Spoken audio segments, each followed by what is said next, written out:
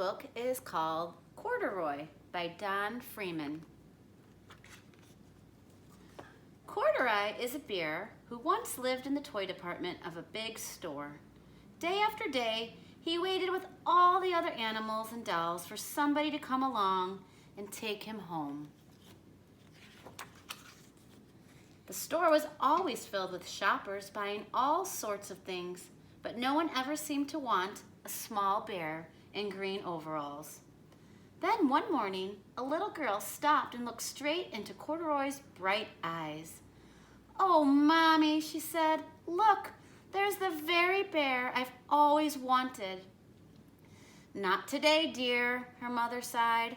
"I've spent too much already. Besides, he doesn't look new. He's lost the button to one of his shoulder straps." Corduroy watched them sadly as they walked away. "I didn't know I'd lost a button," he said to himself. "Tonight, I'll go and see if I can find it." Late that evening, when all the shoppers had gone and the doors were shut and locked, Corduroy climbed carefully down from his shelf and he began searching everywhere on the floor for his lost button.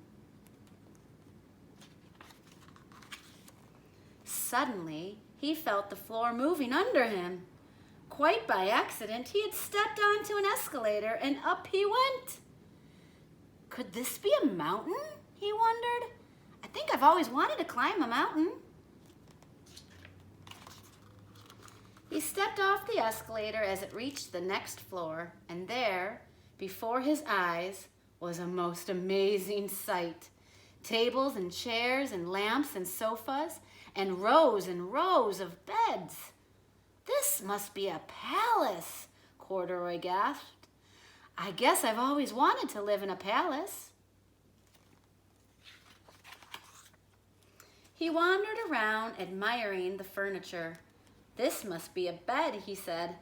"I've always wanted to sleep in a bed."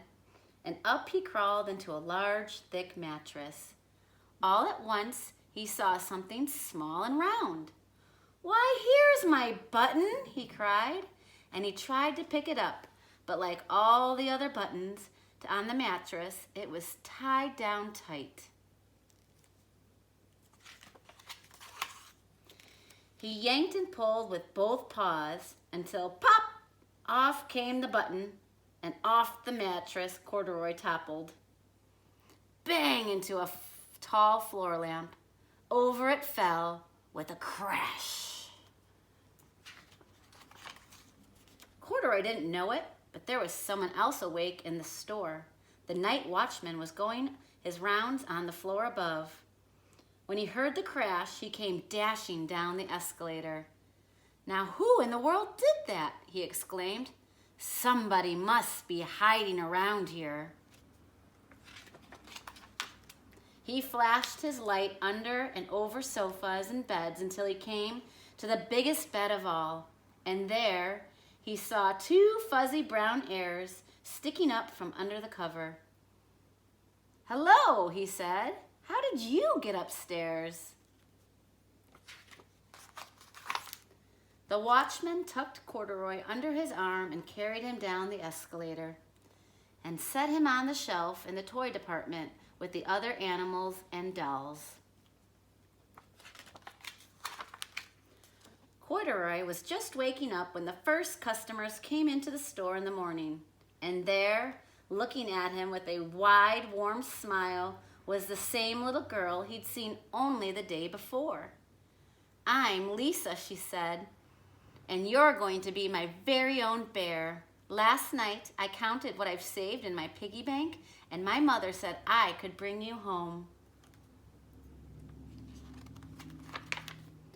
"Shall I put him in a box for you?" the saleslady asked. "Oh, no, thank you," Lisa answered, and she carried Corduroy home in her arms. She ran all the way up 4 flights of stairs into her family's apartment and straight to her own room.